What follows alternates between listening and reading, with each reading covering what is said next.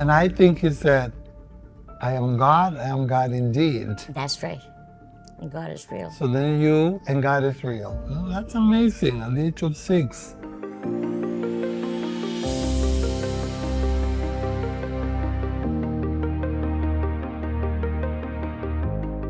Qué alegría que tengo yo de estar aquí en la Fira Magic en Barcelona, una de las ferias más grandes del esoterismo y de lo espiritual de toda Europa, y de estar aquí en Entre Dos Mundos con una grande, con mi queridísima, maravillosa Marilyn Rosner. Bienvenida, welcome Marilyn. Oh, I'm so happy to be here. It's an opportunity for me to come here and to be able to meet all of you. Bueno, ella dice que está muy contenta de estar aquí. Esto es una oportunidad para mí de estar aquí y de conoceros a todos. Yo voy a hacer la entrevista en inglés y van a ir saliendo ahí los subtítulos. We're just going to do it in English. Yeah. And people will read the subtitles. Yo quiero que te conozcan. I want people to really get to know you. You are a wonderful medium, considered the best or one of the very best in the world. But I would like to get to know the person, because I think a lot of people don't know the person. No? So let us know a little bit about you. You were born in Montreal. I was born in Montreal. I come from a very religious family, a very good family. Jewish family, I right? come from a Jewish family, and my first language that I spoke was Yiddish. Yiddish. And that's why I understand German very well. Yeah, Yiddish. And I had a wonderful mother, wonderful father. They're hardworking. They were hardworking. Honest. They were honest people. And they, I have a brother in heaven now and a sister. We were brought up to believe in God. We were brought up that no matter what happens, God is real. yeah, and that's how you always behave. And that's you how always I pray, always was, yes. and you always believe that God is real, supporting very us. much so. Yeah, and God is real, and the spirit world is real. That's right. So you always saw spirit since you can remember. Since I'm 6 years old, I have seen into the spirit world. And when I was a little girl, I used to predict things that would happen.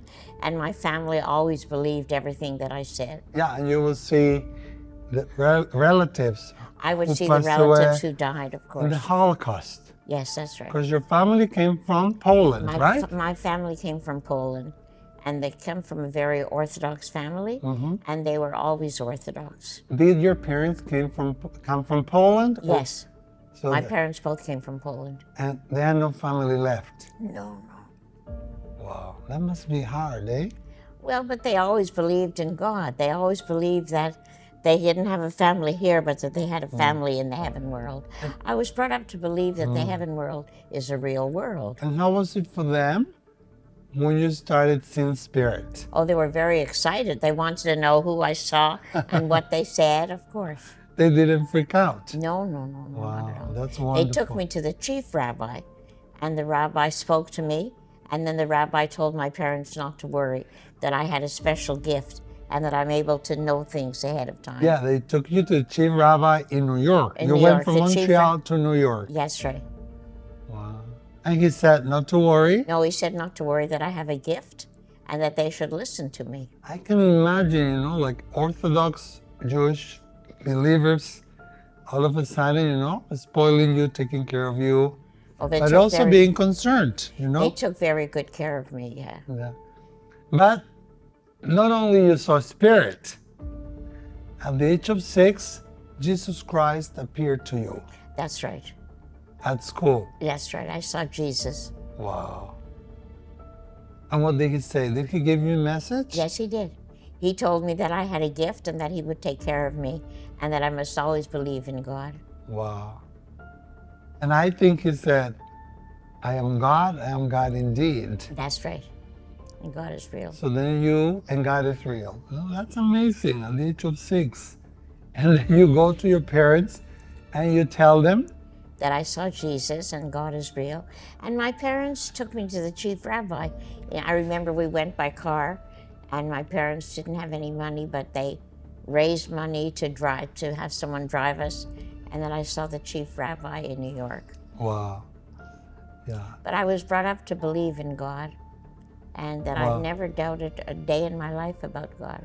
And mediumship is so funny. I think it's so funny because they give you amazing messages. And then they announce things that at first they seem impossible to happen. That's right, but they happen. Yeah. They happen. Like you were told, and you told your family, and correct me if I'm wrong, that you were going to marry a priest in That's right. 1974. That's what I did. I told him that when I was 14 years old. So you were 14 and you tell them, I'm going to marry a priest in 1974. That's right. So what did they say? That must have been... Well, they were shocked. And they said, let us pray. Okay, they said that. Yeah, like my mom. My mom, she would do that too. Let us pray. Yeah. And that must be amazing, flabbergasting for them. Well, for them it was a shock, of course. Yeah. And when you think about it, I mean, when we think about a priest, I would think about a Catholic priest. And of course, you cannot marry a priest. But you ended up marrying a priest. An Anglican priest. An Anglican priest in 1974. A wonderful human a wonderful being. Man, yeah. Wonderful. I miss him so much. I miss him too. Yeah. But I see him every day. Such a mentor, such a good-hearted person, scholar, wise. That's right, a scholar, yeah. Beautiful soul, always helping everybody.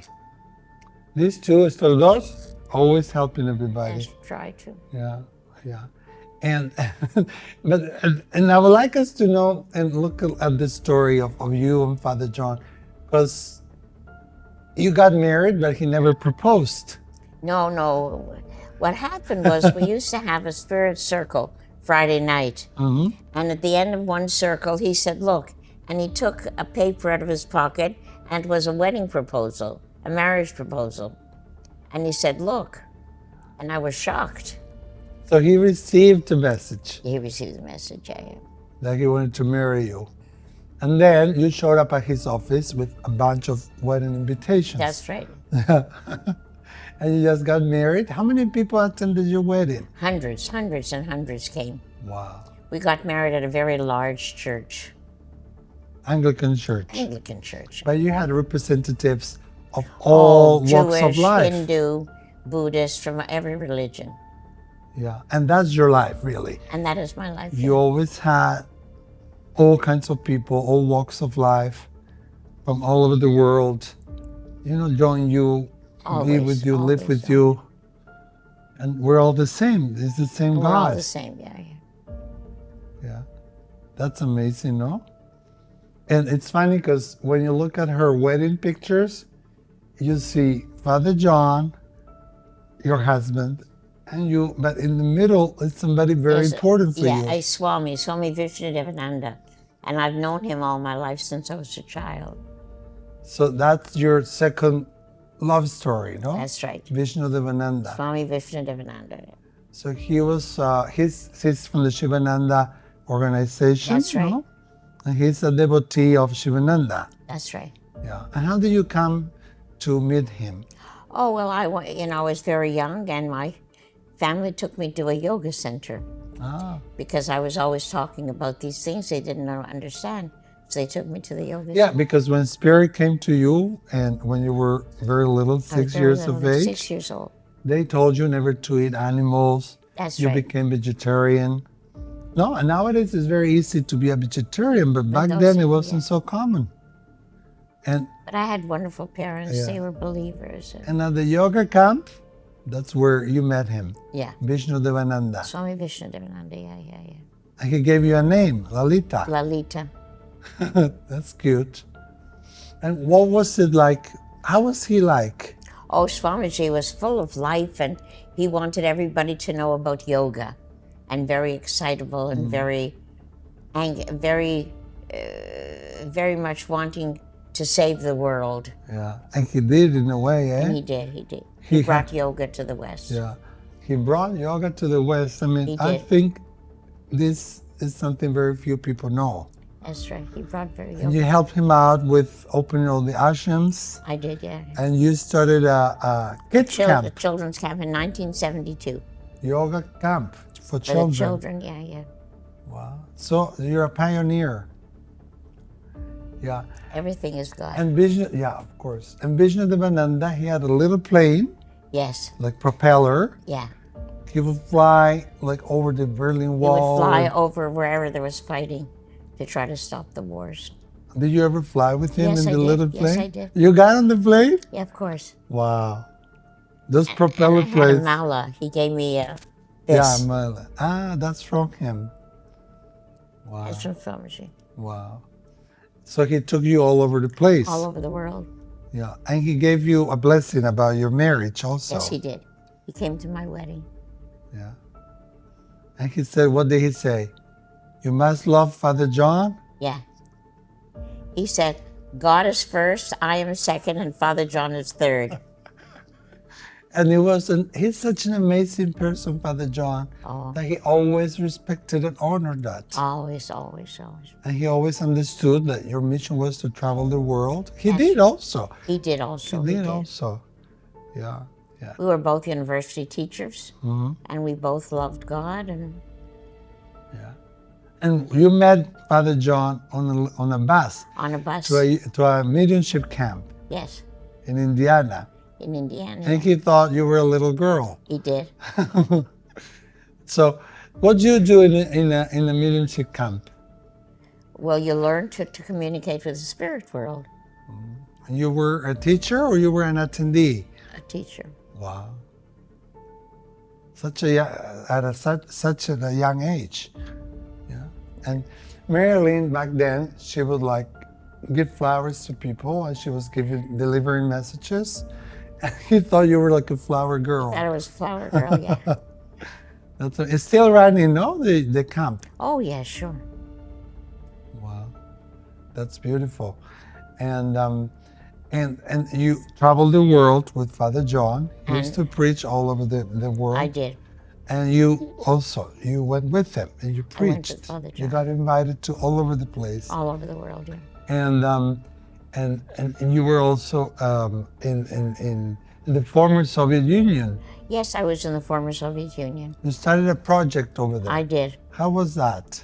Well, I met with the doctors there, and they were very interested in what I do, and they were very, very open to understanding the other world. And you went there several years, I think, I went no? there several years, yeah.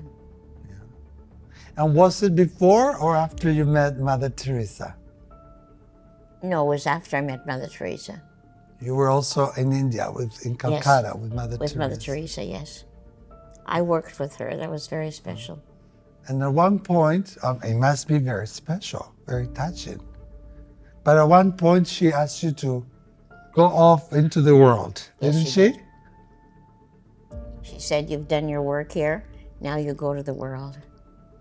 Yeah. Wow, and you did. And I did. And after how many years were you in the former Soviet Union? 5. 5. Wow. And then, after that, you started the South African project. That's right. And every year I go to Africa. Yeah, for 31, no? 31? 33. 33 years. Yeah. And our followers know about the South African project, of course, because your children are my children now. That's right, my And they children. help so much, and they're Oh, they're always wonderful children. involved, and they want to know everything. And once you meet these children, you're never the same. No, you're never the same. And it's not something like you do for 2 weeks or a No, month. no. It touches your heart and soul. And I'm always thinking, how could I help? Oh, that's right. What can we do? What can we do to help them? Yeah. Yeah, and our followers help a lot, and they donate a lot. So thank you. Thank you. And in Africa, what is it that you do in Africa? I work with 7 different organizations, and I train the workers of the organization how to work with the children. I also work with the government there. Yeah, yeah, they're very interested in mediumship. Very, also. very, very. It must be hard because mediumship opens up a wonderful door. That's right. But sometimes you're given messages that you wish You didn't have. That's no. right. Yeah. Like one time you were at a yoga camp with Vishnu Devananda, no? Mm-hmm. And you saw a plane crash. I did. Yeah. That And it came happened. to happen in Tenerife. You didn't want to say it, eh? No. And he kept insisting, what do you see, Lalita? Yeah. What do you see? And I told him. And in the event, there were a lot of Spaniards. Very much so. And that's how, they spread the word and they started coming to Spain. It's sad because what is the purpose of receiving such a message if we cannot change it, That's we right. cannot do anything about it? But it's to prepare the people and to help them understand that life goes on after death. Yeah. You see spirit. And you see them like you see us? I see spirits like I see you. And do they always talk? Yes.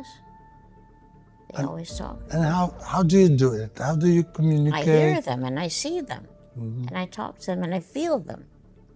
Yeah. There's nothing to be afraid about. No. What would you say to those who are afraid of a I spirit? would explain to them what happens after death. Yeah. And what happens after death? After death, we leave our body and go into the other world. And the other world is a very real world. Yeah. A very exciting world. And it's not a thought. No. It's not a wish. It's not an emotion. No. It's real. It's real. That's what people don't understand. They'll find out when they're done. They'll find out for sure. What would you say to those people who say, who claim that we, get hooked up on lower vibration and we don't go into I the explain light? that it's not true at all. It's not true. Not at all. No. So everybody goes to the light. We all see the light. Not everybody goes to the light. We all see the light. Most people go to the light, but some people go into a state of sleep. And they stay there until they're ready to wake up. And can we help them wake up? Yes. We can help them. We can talk to them. We can tell them where they are. We can pray and we can pray. and we can talk to them like We you talk would to them talk like I'm to talking to you. Yeah. It's so simple that it's wonderful, and it's so wonderful that it's so easy. And I think people don't understand That's right. that the afterlife is about love and love only. That's right. Love. What is the greatest message you've ever received?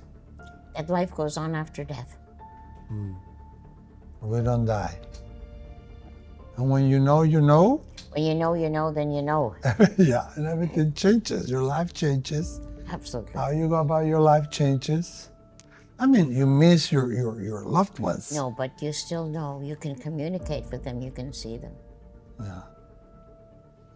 You taught so many people all around the world. I hope so. Yeah, of course. Yeah. That's wonderful. You're an inspiration. You're a pioneer. What are you up to now? Because Marilyn, she's ageless. I'm ageless. You're ageless, but you never stop. You're No, I always never on stop. something. Always.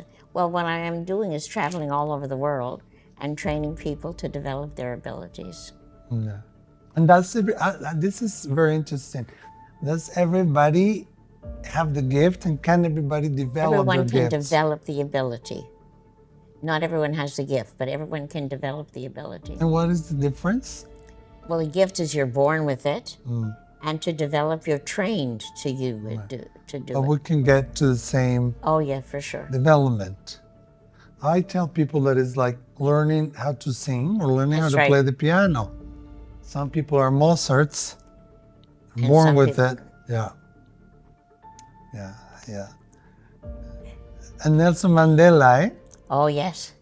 Oh, you met Nelson Mandela. She met so many people and she's so humble about it. But you and your husband were the first ones to bring the Dalai Lama to North America. Yes, we were. When was that? Oh, 1974, about 5, 6, 1976. 6. And how was it? Because It I was a gathered there wonderful were experience. 10,000 people. Oh, my God, the streets were all crowded and blocked, and Police all over. the police and planes flying above with people with guns in case something would happen to the Dalai Lama. That must be amazing to be in his presence. It was. And you also met John Paul II. Yes, we did. And he touched my eyes and he blessed me. I'll never forget that. Yeah. You remember what he said? Yeah.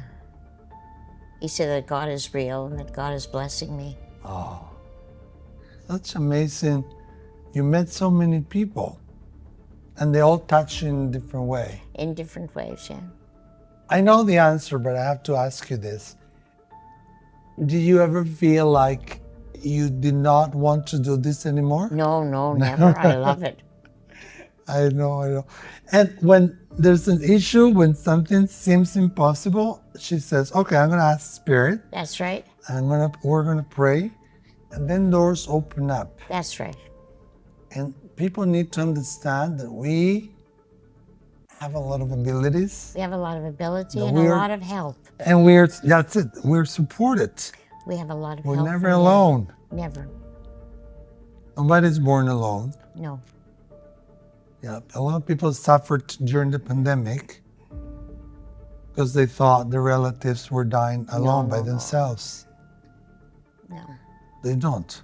Never. What happens then? They come to pick us up. They come and meet us and they help us move to the next level. And who comes to pick us up? Usually your guides and loved ones, close loved ones. People we met. People that we knew, yes. And what is the greatest teaching mediumship has to give to humanity today? That life goes on after death, that there's no death. Yeah. And with everything that is happening in the world, with That all the wars and everything, what is the message the spirit world has for humanity now? That life goes on after death and that we must love one another, help one another, and care for one another. I wish the politicians would listen. They will. They will. Because they're also going to go somewhere. They're going to go too. And you cannot run away from who you are. No. I remember this, I think you can remember him also, Daniel Brinkley. I remember him well. Yeah, this was a man. She and her husband started a conference that went on for 49 years. And we couldn't celebrate the 50th because of the pandemic. That's right. It was a 10-day event. We had religious people, psychics, mediums, healers, scientists, doctors, very prominent people from literally all walks of life, all religions, all cultures. And I remember he was a speaker there, and he was struck by lightning several times. And he used to say it, and I can say it because he said it in public, that he met all the people he had killed in the Vietnam War. And they were there to bless him. That's incredible, eh? So he came back. He came back. Different. That's right. And I think that is the beauty of this gift, that it changed your core. It changes, that's right. It changes your core. Changes who you think you are. Most people don't know who they are. Most people don't know who they are. You're not a lawyer, you're not a doctor, you're not... No. You're a spirit. A spirit. Ageless. Ageless. Formless. Yeah. And we live forever. And we live eternally. And you had so many cases like that, no? Like Daniel Brinkley? Oh, so many. And who was the speaker that touched you the most? Besides Father John, who was a wonderful speaker. Mother Teresa. Eh? Yeah. I bet her presence was anointed. Yeah. Yeah. You know, some people will say that about you. Anyways, she has readings now. We have to finish. Is there anything else you would like to say to our audience? Just to say that life goes on after death, and no matter who we are going to live eternally. So it's important to understand the spirit and that where we're going to go and what we're going to do after we die, because there is no death. Om Namah Shivaya. Vamos a titular esta charla, There is no death, no hay muerte. No. No. Muchas gracias. Marilyn! Bye-bye. Thank you so much. Bye-bye. Thank you.